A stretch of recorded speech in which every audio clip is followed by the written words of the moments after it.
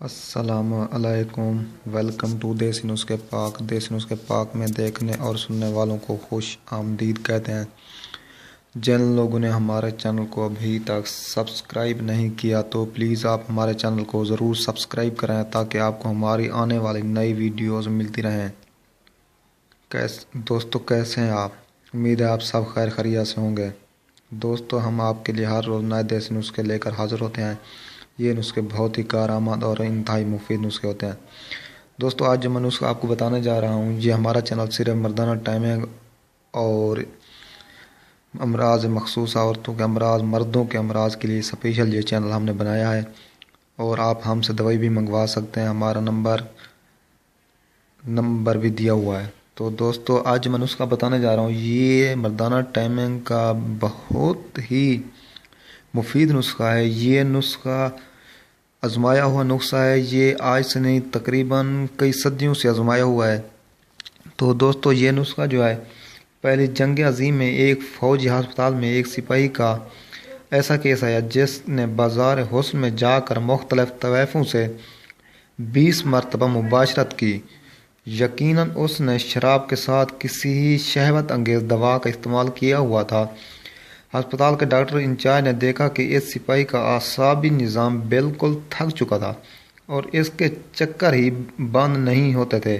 काफ़ी इलाज के बाद ये बच गया। फौज के एक और बहादुर जर्नैल ने 3 घंटे में 4 मरतबा मुबाशरा करके अपनी महबूबा का दिल जीत लिया था। एक मुसन्निफ ने लिखा था कि इसके किसी वाकिफ़कार ने एक रात में 8 औरतों से मुबाशरत की थी और एक राजकुमार 90 वर्ष की उम्र में एक रात में 8 से 10 मरतबा मुबाशरा करके एक रिकॉर्ड पैदा किया था और अजीब कुव्वत बहा का सबूत उसने पेश किया। तो दोस्तों ये था नुस्खा जो मैं आपको आज बताने जा रहा हूँ। नुस्खा आप नोट कर लें। दोस्तों ये जो नुस्खा है कुव्वत बहा में इजाफा करने और मन्नी को गाढ़ा करने के लिए बहुत ही मुफीद नुस्खा है और इसके इस्तेमाल से आप जिनसी ज़िंदगी का सही लुत्फ़ उठा सकते हैं। तो दोस्तों नुस्खा नोट कर लें। नुस्खा क्या है? नुस्खा आध सेर मूसली को आध सेर दूध में पका लें, यानी कि आधा किलो मूसली को आधा किलो दूध में पका लें। जब तमाम दूध खुश्क हो जाए तो इसे साए में रख कर खुश्क कर लें और कूट छान लें और फिर इसमें 1 तोला जायफल और 1 तोला जावित्री मिला दें। फिर शहद में मिलाकर इनकी गोलियां बना लें। गोली बेर जितनी बड़ी होनी चाहिए। रोज़ाना 1 गोली खाएं और देखें कि आपके जिस्म में जितनी कुव्वत के ख़जाने में किस कदर इजाफा होता है। तो दोस्तों नुस्खा नोट कर लें।